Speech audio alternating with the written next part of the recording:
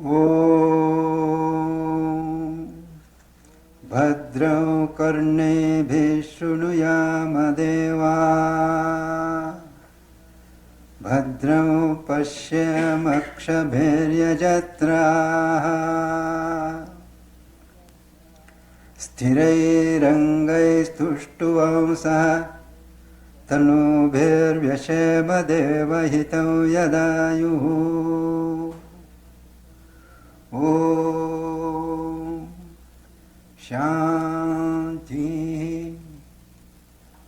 Shanti Shanti.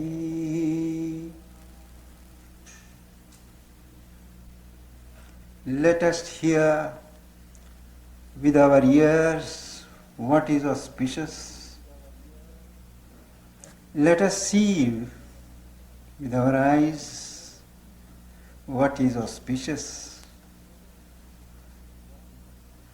Lauding the higher powers with firm limbed bodies, let us spend the God-given span of life. This is an ancient call to man to grow towards the gods, the path of beauty, bliss, auspiciousness. There may be much else in the world around, but let us concentrate on what is good, on what is beautiful, what promotes harmony. That way lies progress or evolution. Evolution is a modern term containing conceptions which are very old,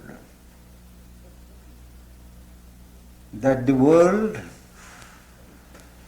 and we who live in this world are always on the move, constantly on the move. Nothing is ever static.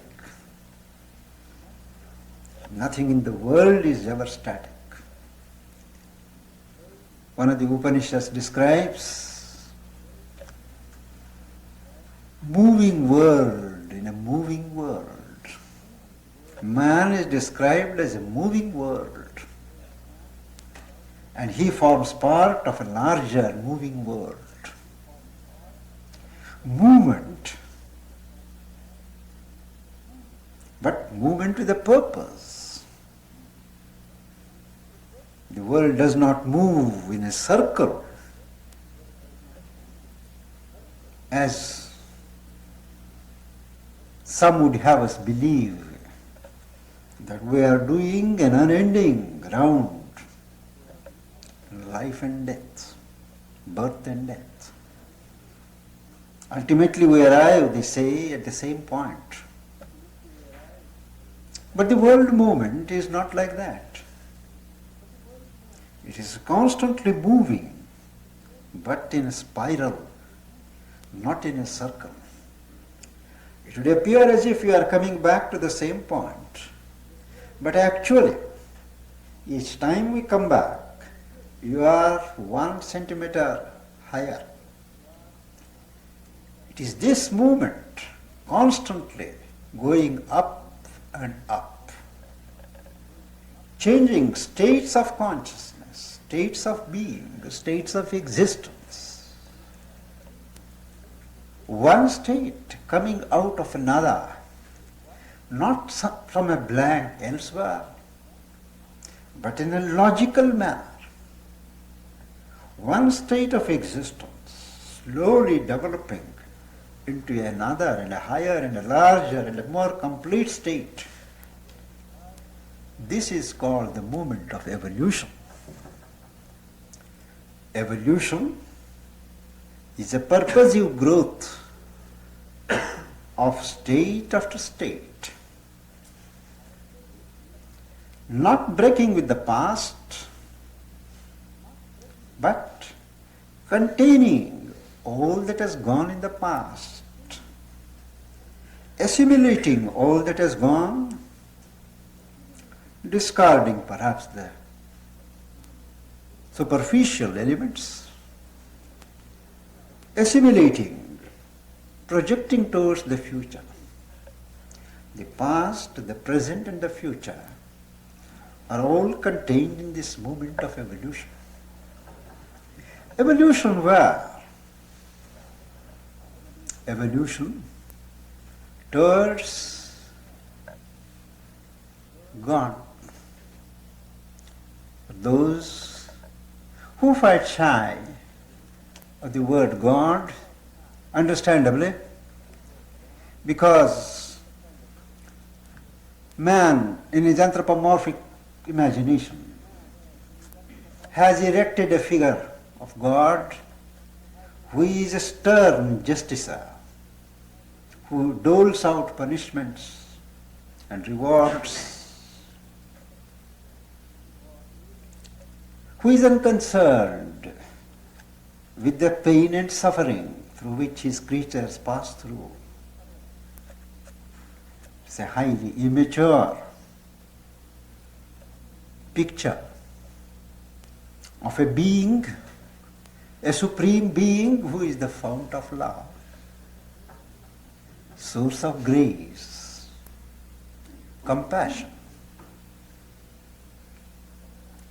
This word God brings to many minds these old world faulty conceptions of man ascribing his own terms to something higher than himself. So we'll say, evolution is a movement towards the divine. What's the difference between God and divine? Explaining this, the mother once said that the divine, that the reality, supreme reality, is both personal and impersonal. It presents itself in a personal form. When you seek it that way, it lends itself to be experienced as a state of consciousness, peace, bliss, beauty.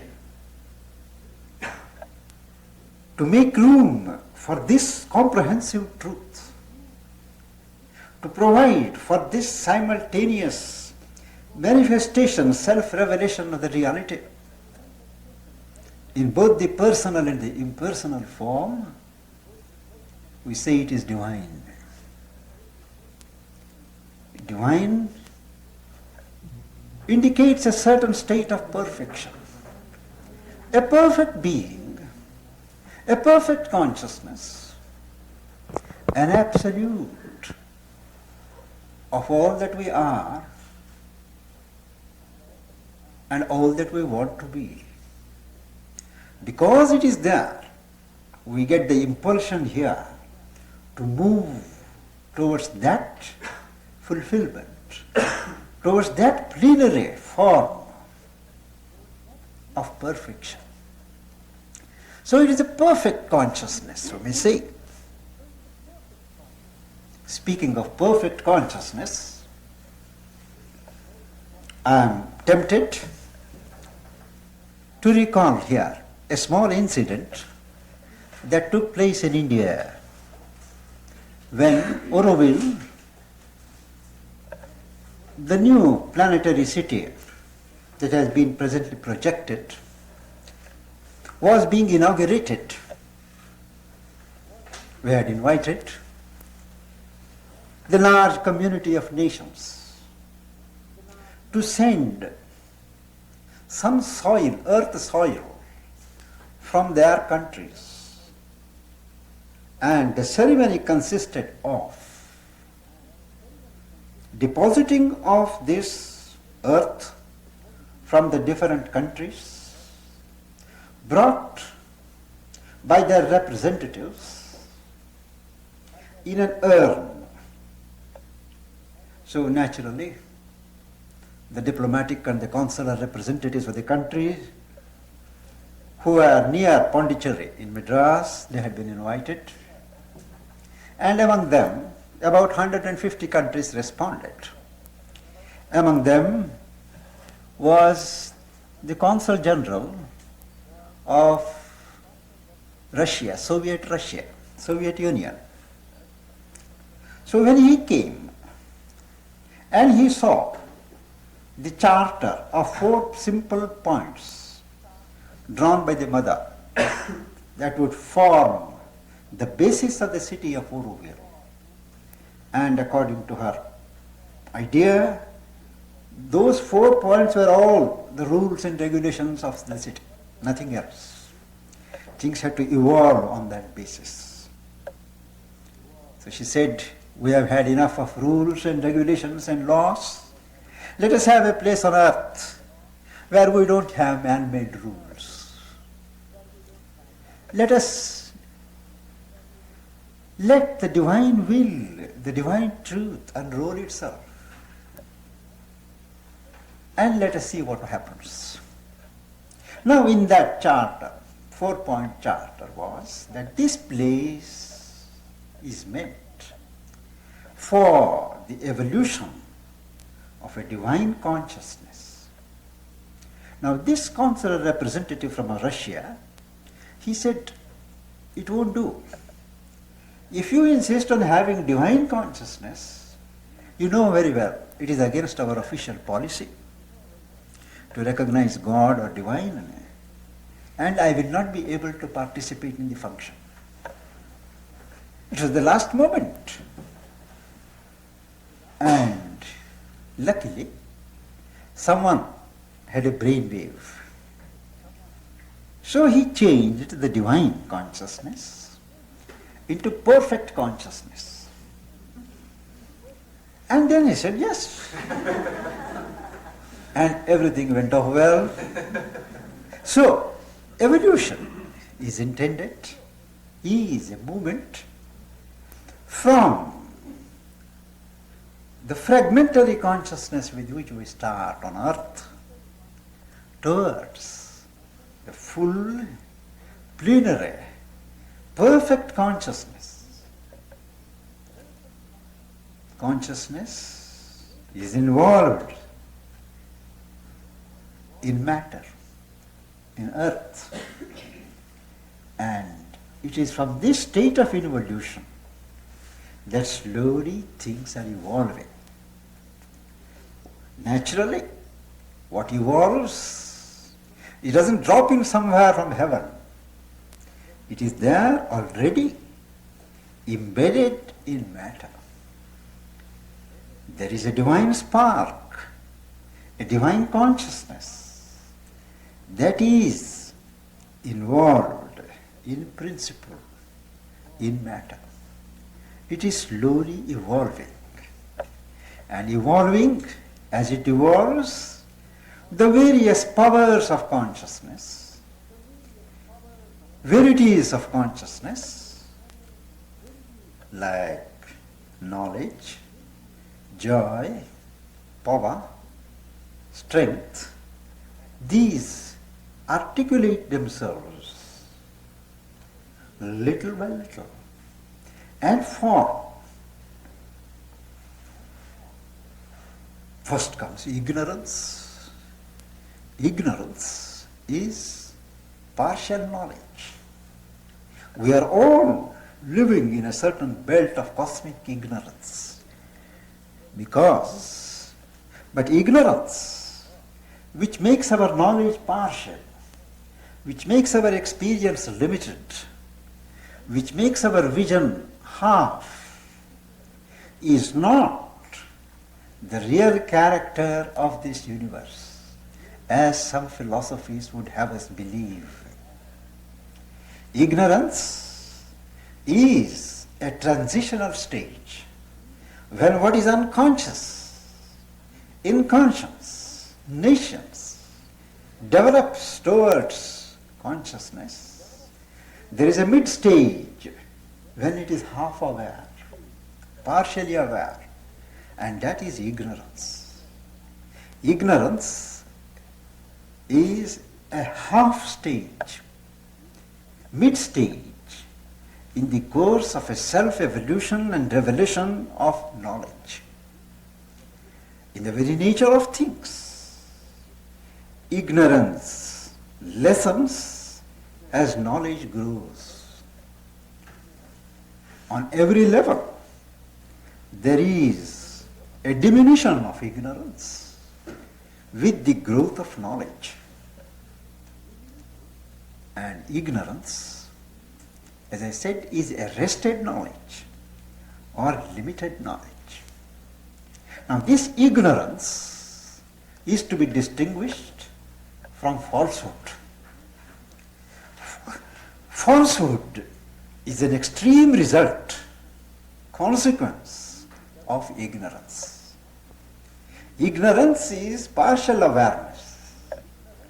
But when that state of unawareness is allowed to develop in itself, is blown up, it becomes falsehood, where you take untruth to be truth. You reject truth, consciously or unconsciously, in preference to untruth. And in this emergence of falsehood from ignorance, the adversary, the Antichrist, has a role. He is always opposed to the movement of evolution. Always put brakes here and there, creating diversions, distractions, exaggerations of even good things, so that they disserve rather than serve the movement of evolution. And this is a fact. Evolution goes on in a field of evolution where there are 100 and 1,000 possibilities. We live in a world of possibilities, not of certainties, not of actualities. Actualities and certainties are on a different plane of existence, where truth preponderates. Here, where it is ignorance that is reigning, there are a number of possibilities. Each one of us represents a possibility or an impossibility. And it is the result of a clash of these several forces of possibilities that something emerges. Something good, something not good emerges. And there is a constant battle between the hosts of good, the hosts of light, and the hosts of darkness. In the Veda, they were called the gods and the darker beings. In the Persian tradition, they are called differently. In the Mediterranean tradition, they are called the Satan and the hosts of Satan and all that, but they are true. The soul of man is the battlefield, where the hosts of light and the hosts of darkness constantly battle, war at each other. And each one of us is given the vote, whether I will put my weight on the side of God's, the light, or on the side of darkness, my negative. Each step is determined by me, not by God, not by the devil, but by me, how I decide, where I put my weight. This is a complex movement of evolution, where the more of knowledge, more of power to put down the recalcitrant elements, the negative elements is required. So one would ask, evolution should proceed through growth of knowledge. We can understand it. Through growth of power, we can understand. But what have beauty and harmony to do with evolution? Beauty, harmony, well, they are fruits of evolution. They can't be elements in evolution. This is a view taken by certain minds, that beauty, art, is decorative. It has no functional value. There is in this modern civilization a functional stress. Everything from point of view of utility, not what is beautiful, not what is elegant, but what is useful, efficiency. There were times all over the world when beauty, elegance, splendor, that was valued more. But today we are in a phase of progress where there is an inordinate stress on functional truths. I was shocked when I landed in New York, and I had expected, because I had heard so much of America, new world, new country, and when I looked at the huge structures, skyscrapers, each building looking like any other. When I looked up, I can't see the sky. I have to see only the other buildings. Now everything looking like what they call somewhere concrete jungles. Where is the architectural beauty? Where has that sense gone? So many buildings. This is a curse of modern civilization, which is fast spreading even in other parts of the world, where they have forgotten that a building, a house, should have a personality of its own, a beauty. Each one has its character. Now when I went to Washington, I was very much pleased to see that those buildings have that grace, that old world grace, that spaciousness, that play of color, individuality. Now are these things going to be sacrificed in order that we make the maximum use of the minimum space? Well, this is the thing. Whether we are going to strive on utility or on beauty, and whether beauty has a role to play in man's evolution. This is the problem and this is the question. To complicate matters, you will observe that though lot of art, lot of music, architecture, sculpture flourished in the days of religion, when religion ruled the mind of man. Religion inspired so many monuments of human genius in art, both in the East and the West. But you will also observe that spirituality, as it exists, has tended to frown on beauty. They say beauty is a snare, it is a handwork of a devil. Beauty tempts man away from God. So they say, not beauty, but barrenness, sparseness, An ascetic recoil from beauty and elegance and plenitude. A resort to simplicity, barrenness. Shave off your heads. Don't wear beautiful clothes. Barren, simple clothes of some horrifying color. And go back to nature. Go back to the hermitage, go back to nature. Now this is a reactionary call, a call contrary to human movement. There is never a thing like going back to nature. Nature herself pushes us in her movement of evolution, which is to progress from simplicity to complexity. Everything is simple in the beginning, but it is the law of life that it becomes complex. The more complex a form becomes, the more rich in promise, in its capacity for manifestation it becomes.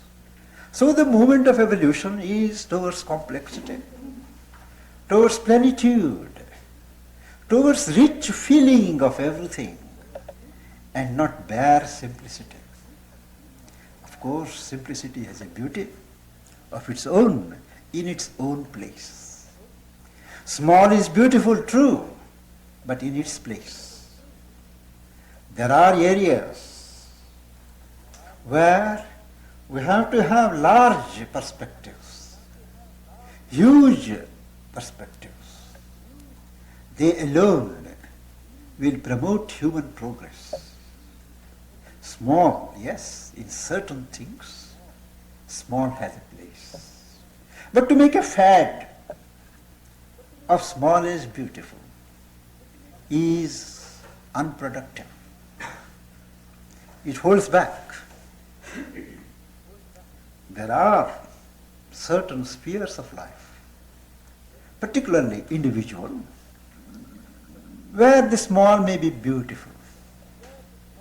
But in this age, when there is a stress on universalization, everything has to be big. In the Upanishads, we have a cryptic phrase.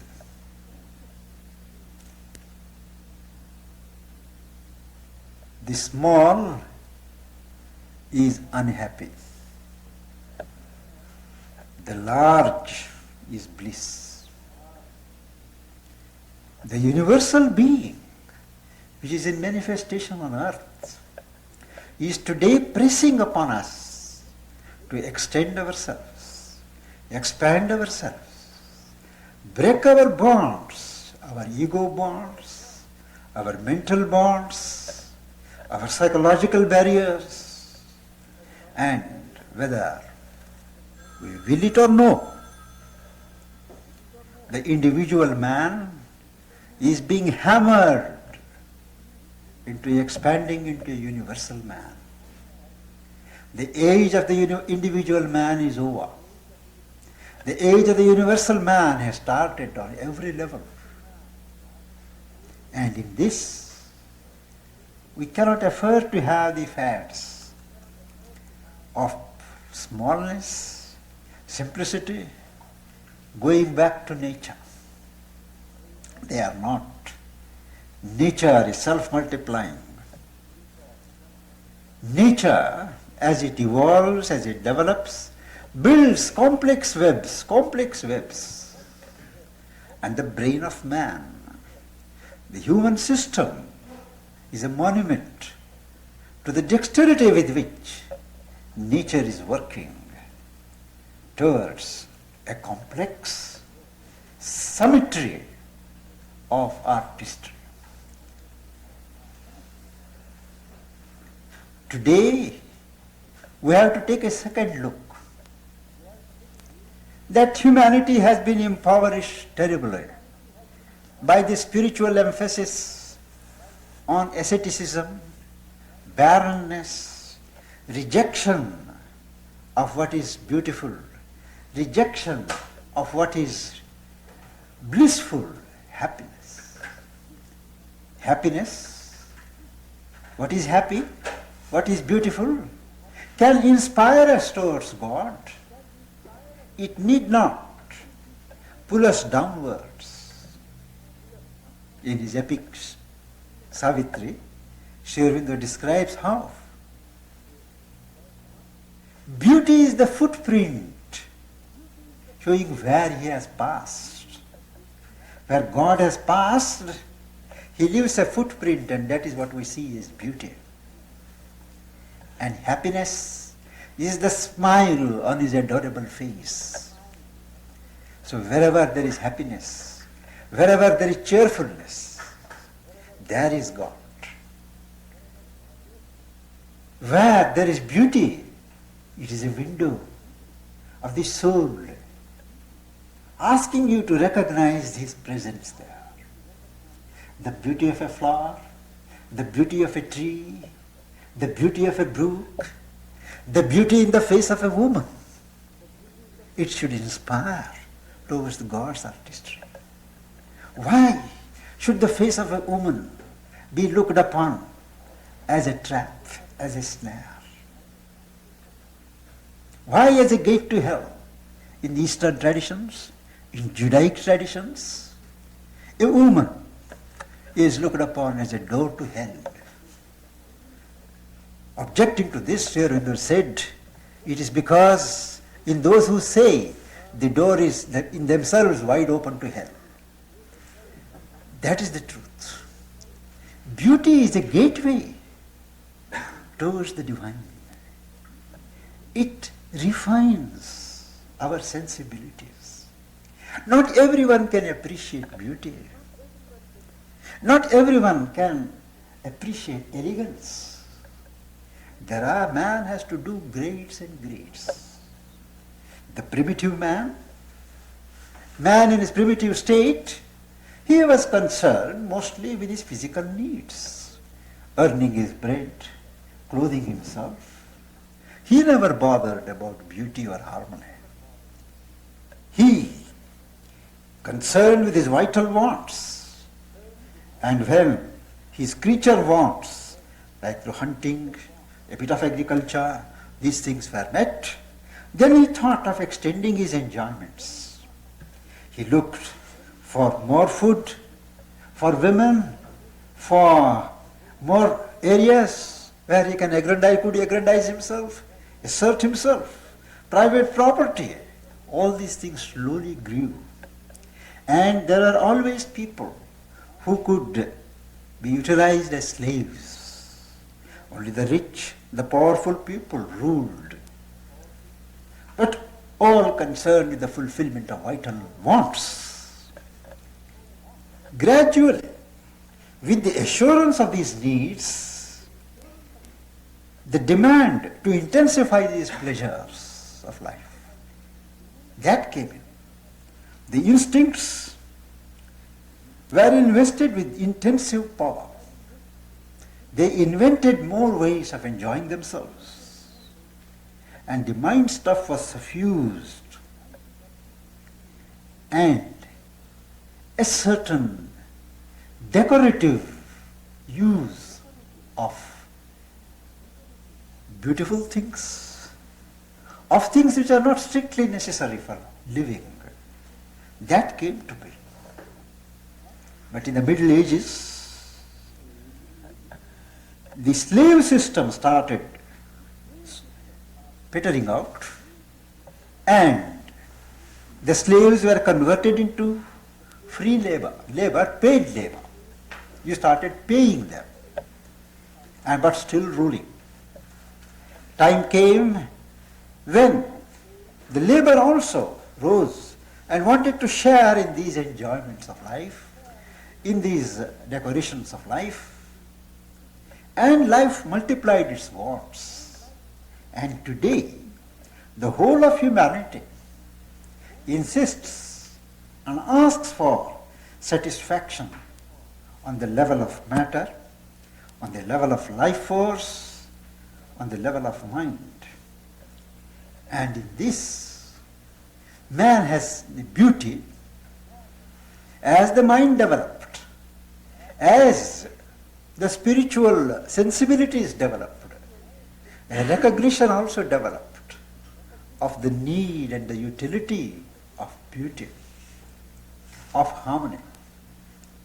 Not only beauty of form, but beauty of emotions, beauty of thought, beauty of art, beauty in action. And each developed its own science, its own aesthetics, both in the East and the West, particularly in the East, in India. We have got such fine treatises on appreciation of beauty, appreciation of harmony in literature, in architecture, sculpture, art. It is a regular science, and nobody is considered cultured, admitted to certain order of assemblies, unless that person has this rudimentary knowledge of this science of aesthetics, understanding. Because if food, physical food, helps the body to live and grow, intellectual food promotes the development of mental faculties, sharpens the mind. Aesthetic food, the conception and the criticism, appreciation of art, of beauty, of harmony, that develops another side of man, the inner side, giving him a direct entry into the kingdom of the soul. This sense of aesthesis, this sense for beauty and harmony, may express itself in the mind, may express itself in the emotions, but it is a department by itself.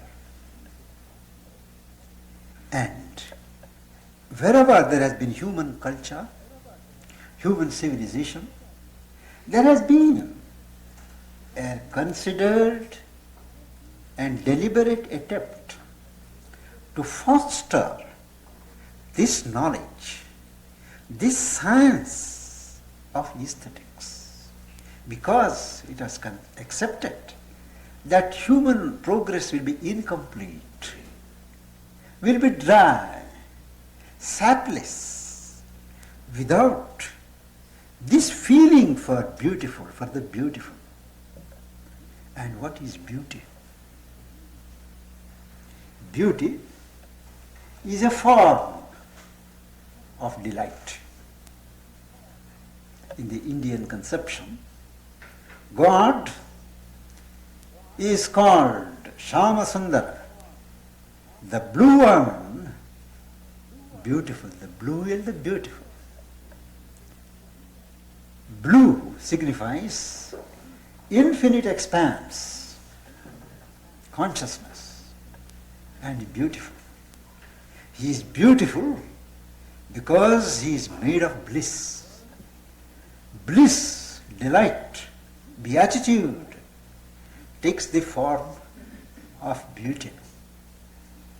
And the soul of beauty is harmony. Unless you have harmony among the constituent elements, you can't have beauty. You can have only ugliness. Where things are disproportionate, where things are disharmonious, there will be always some wrong note, wrong stress, wrong direction. There will not be beauty. So, for the fullness of the soul, for the fullness of man, a sensitivity to beauty and an appreciation of the need for harmony is indispensable.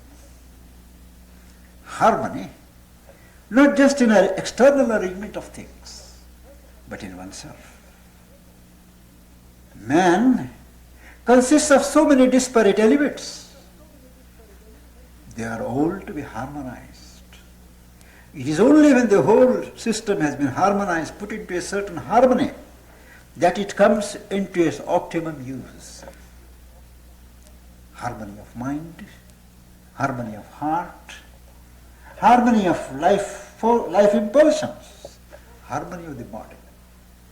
Apart from that, within the mind there are so many activities, faculties, a harmonization of those, a harmonization of the various impulses and emotions that take place in the heart, the different motives that push us into life activity, harmonization of the limbs of the body.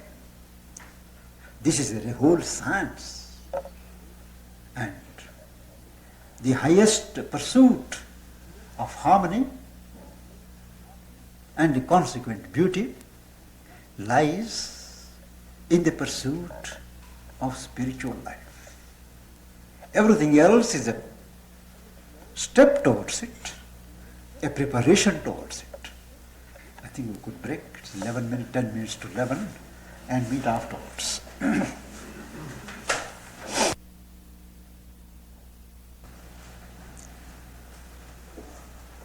In man, we have what are called the right hand faculties and left hand faculties.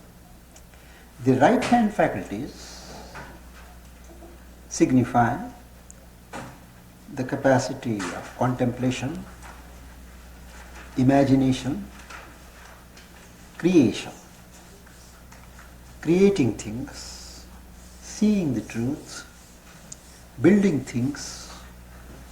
That is called the right hand faculties. The left hand faculties are reasoning, discrimination, criticism. It judges the truth. The right hand faculty sees the truth. The left hand faculties judges the truth. Now, any culture, education, what the name, has to provide for both these group of powers to develop. You will appreciate that art, aesthesis, comes in the right hand faculties, though it has a certain touch of the left hand faculties also. Criticism, not a critical thing, but the exact assessment of things, the precise line that will suit certain things and all that.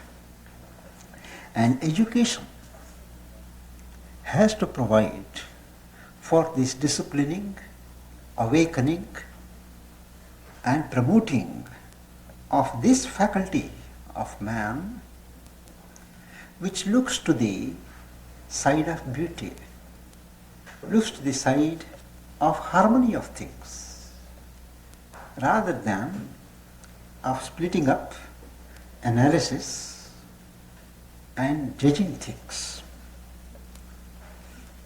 It is if a person develops without these faculties of imagination, contemplation, which are mostly concerned with the heart, and the mind is involved in heart,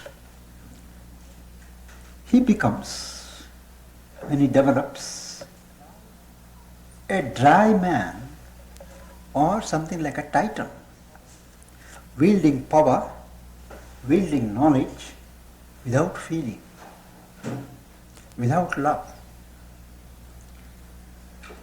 And it is necessary to introduce this conception and the subject of art even in a very young age.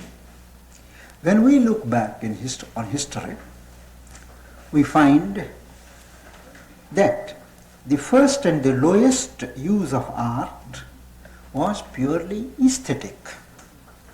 Decorations, adding to one's elegance, beauty, a kind of luxury. Art was a luxury.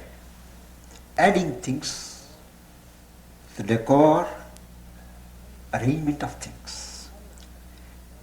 As art got admittance, it became an intellectual and an educative pursuit. Even intellectual education was considered incomplete without certain acquaintance with rhetorics, science of appreciation, building harmonies, finding out notes of disharmony, elements of disharmony, whether in poetry, whether in art, whether in life. So it was educative. First it was artistic, aesthetic, then it was educative. And the third and the highest use of art, of the science of beauty, is spiritual. Because spiritual life demands a certain purity, purity of thought, purity of feeling, and necessarily of action. And in that, one has to eliminate, excise from oneself all that is ugly, all that is smacks of disharmony, all that is disproportionate. It was from this angle that Aristotle spoke of catharsis, purification by beauty. He insisted that man must purify himself by a study of beauty, by seeing beauty, by hearing beauty. Drama, poetry, pictures, all in every form, beauty has to impinge upon man and build his sensibilities in such a way that anything ugly, anything low, anything debasing, he feels repelled by it. Now this kind of purification becomes natural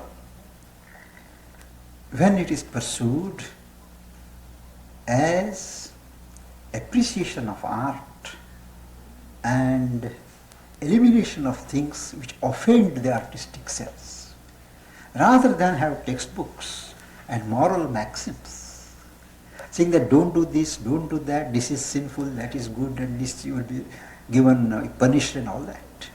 If we can build that sensibility in a person, a child, a boy, a girl, of spontaneously reacting unfavorably from things that are ugly, from things that are disharmonious, from things that create disharmony, and take instinctively to things that are nice, neat, beautiful, promoting a wholeness, that will be a real contribution towards the evolution of that person. And in life, if we observe, we will see, we seek for joy, we seek for happiness. Real happiness, real joy is yielded to us only where there is some beauty, where there is some harmony of feeling, emotions, form. There is indeed a kind of pleasure which people derive from what is base, from what is ugly. But these are exaggerations. It is a pleasure and not a joy. It is a sensual pleasure at the lowest level of life that one draws from a thing, whether it is beautiful or ugly. But one soon passes over that, and one learns to look for joy, to look for happiness.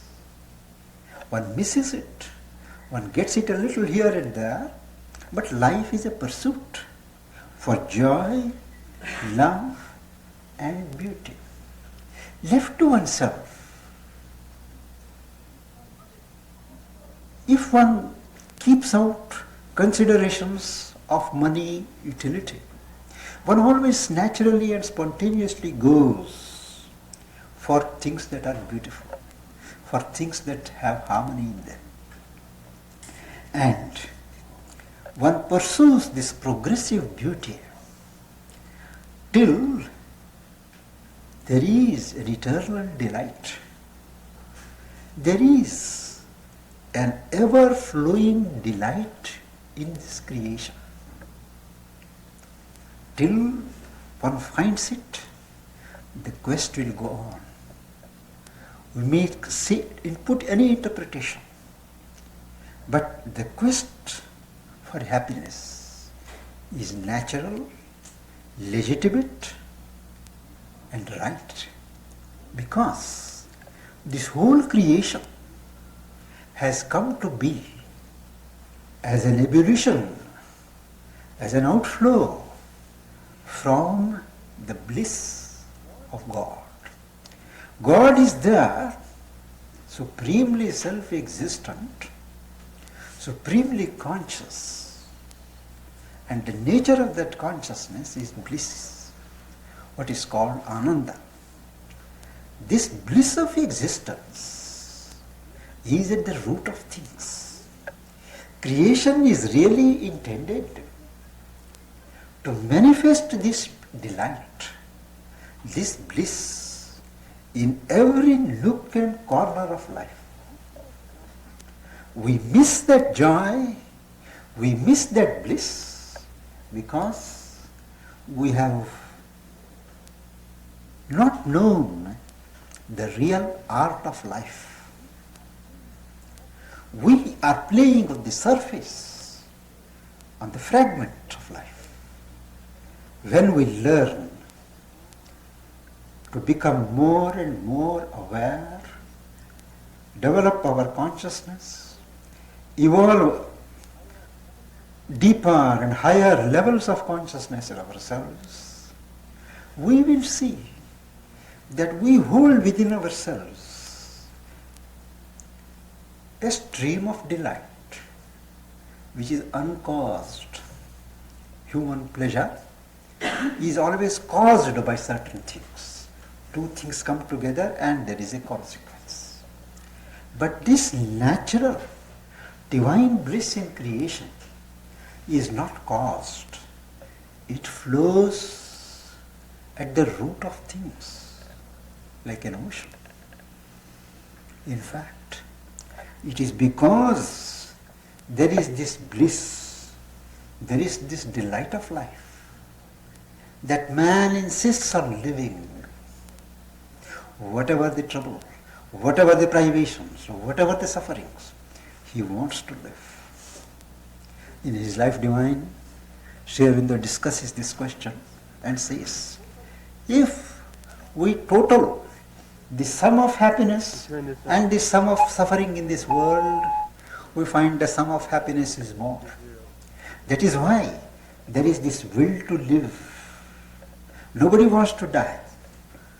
For all the trouble, for all the suffering, people want to live.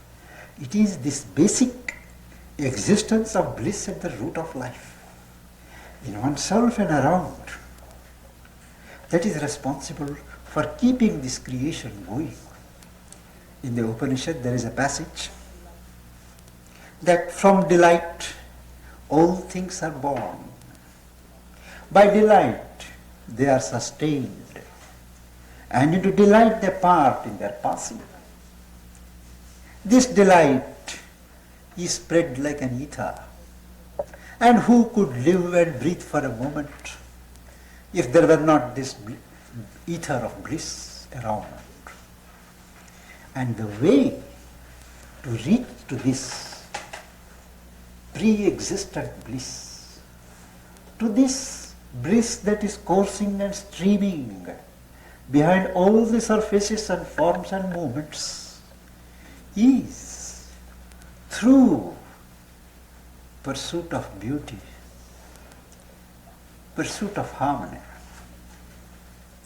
And this beauty, this harmony, has first to be built in ourselves. A taste for beauty, a taste for harmony has to be cultivated. But that is only a preparation. Our acceptance of the standard of beauty and harmony is measured by the sincerity with which we translate that into our personal lives. How far my thoughts are in harmony with my feelings. How far my acts are in harmony with what I think or feel. How far my choices are in harmony with what I have choose as my ideal. How far things within me are beautiful. If I were a transparent being, everybody could see what I felt, what I think. Would they think I am a very beautiful being? This is a question that we have to ask ourselves. It is possible by self-discipline to work a pattern of life by which, yes, everything can be beautiful, transparent, and promote beauty in those who see.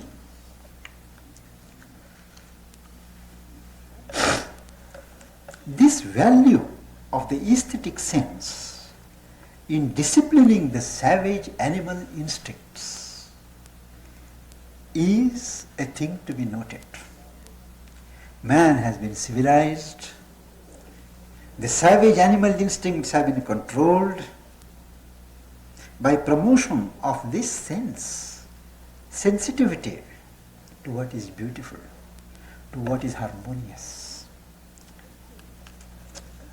And in this culturing of man through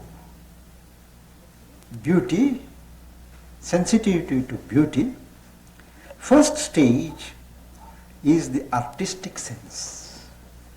And this artistic sense aims at purifying conduct in form and expression. There are many things, whatever we may feel, we have certain forms and etiquette. Elegant forms don't express what we think.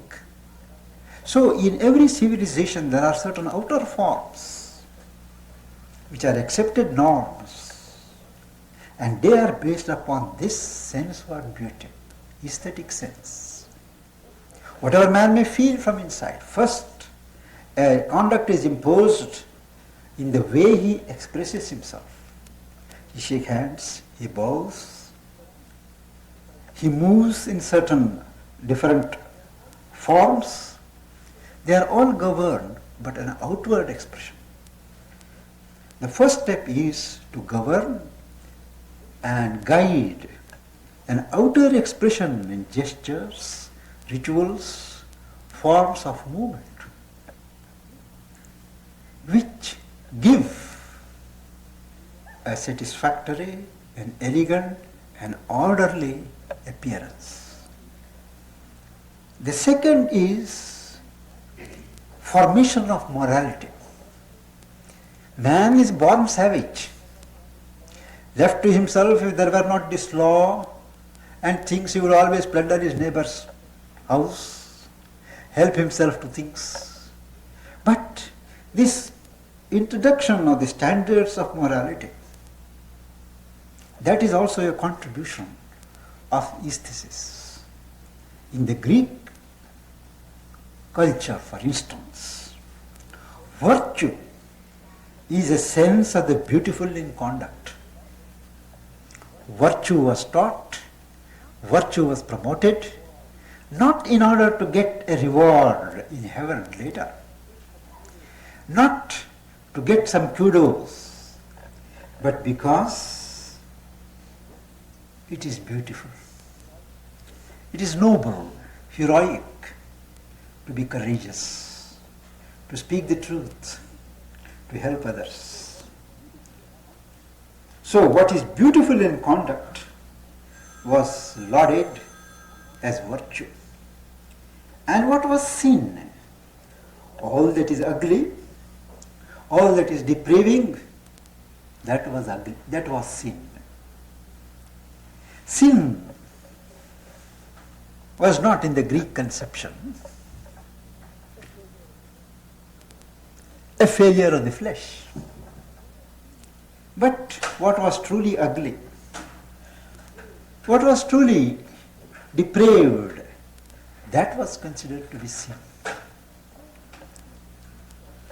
So if you see the Greek culturing, you will see that they have 4 stages. First is outwardly decorous. Persons are first outwardly decorous, accord with certain customs, with certain standards. Second, the good reaching towards the beautiful. The next stage is where the good is not in external form, but towards something that is beautiful. The third is purely beautiful.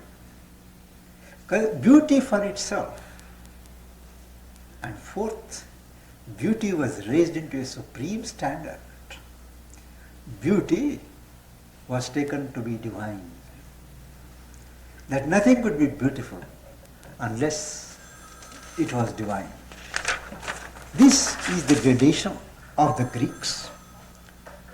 And Aristotle's conduct is based upon this aesthetic standard. The Western civilization today carries some of these seeds in its approach to life, particularly literature. In Indian conception, virtue is not for its own sake, but for delight. Only by being virtuous, by doing the right thing and the direct thing and the straight things, one has an unlimited bliss. By straying from it, by deviating from it, one has constriction, one suffers. So here again, virtue is not to get a reward, but because it is beautiful, it is right. And aesthetic faculty purifies the emotions. Our emotions are purified by developing this science of aesthetics. In India, in the Indian science of rhetoric, there are as many as 9 sentiments, what are called, they call it rasa, that is the sap of life. Sap of life.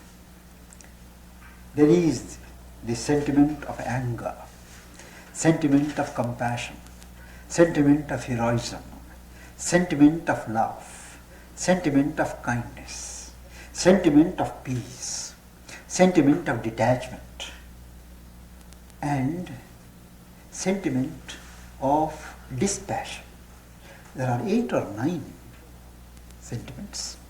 And art, drama, poetry, they emphasize on 1 or 2 of these elements and build a plot. So a person, when he sees these plays, dramas, or reads those epics, he enjoys those sentiments.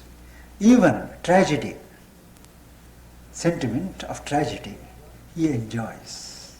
He enjoys because he personally is not involved in that suffering. He can enjoy suffering. What impinges upon us as suffering in life, man can enjoy, provided he is not personally involved. So when he sees a drama where there is this tragedy being enacted, he sheds tears. But in the act of shedding tears, there is a certain joy, there is a certain happiness. That shows that man is capable of reaching a stage of refinement when every experience of life can yield delight, can yield joy.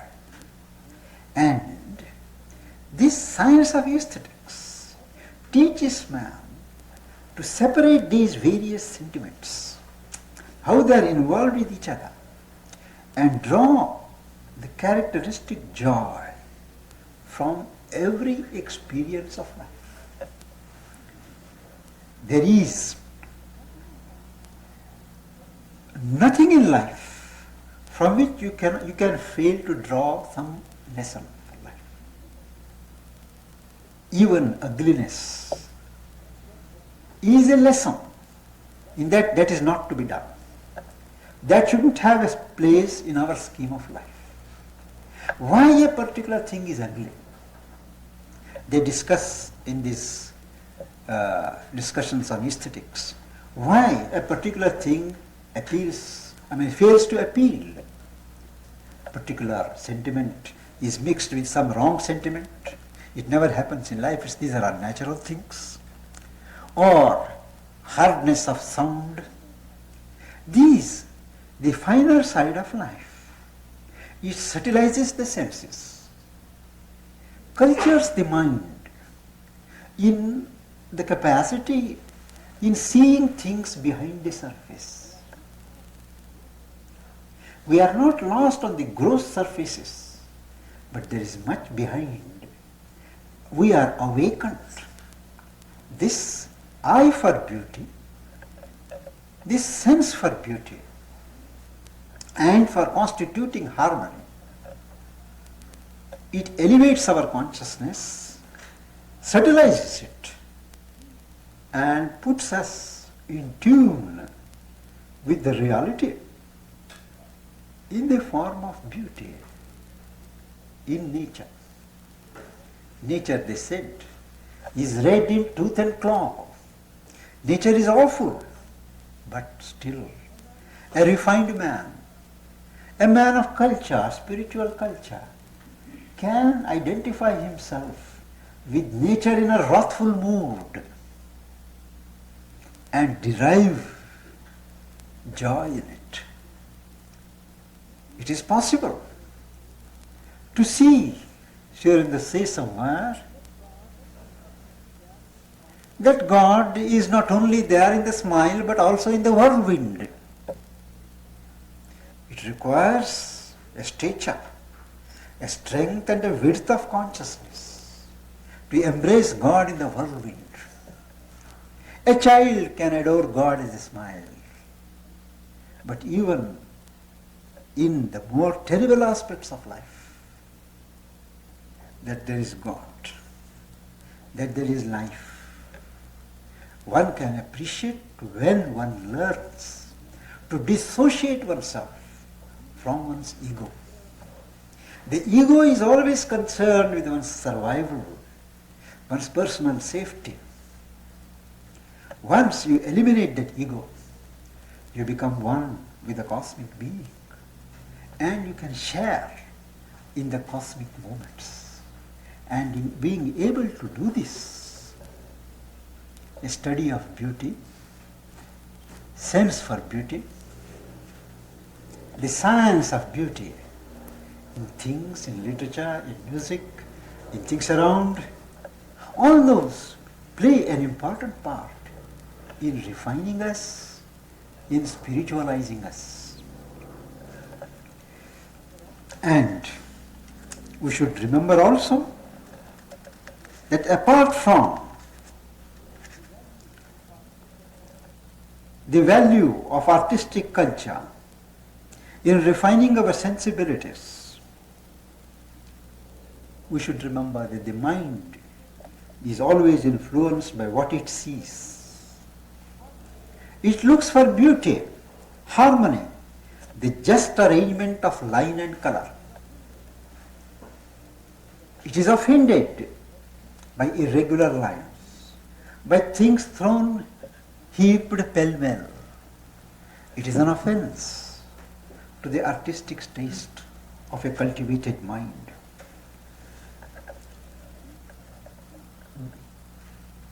There are various movements of art, of this science of beauty.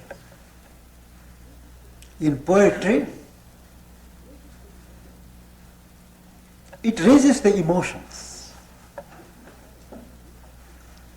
Art in poetry raises the emotions in different directions. But in art, paintings, sculpture, it stills the emotions. There is a restrained and limited satisfaction. Well, in poetry there is movement. In paintings, there is, or sculpture, there is capture of a moment. A moment in the soul is captured, and that is there always available. That particular moment, I moved, the mood of the soul, the mobility of the soul at that moment, that is captured and presented for appreciation for all time in a painting, in a sculpture. But in music, it deepens the emotions. I was saying poetry raises the emotions, art stills the emotions, music harmonizes them, it deepens the emotions. So poetry, art, music, they all educate the soul. They purify, deepen and harmonize man's interests. And at that note I would like to stop and resume in the afternoon at 2 o'clock.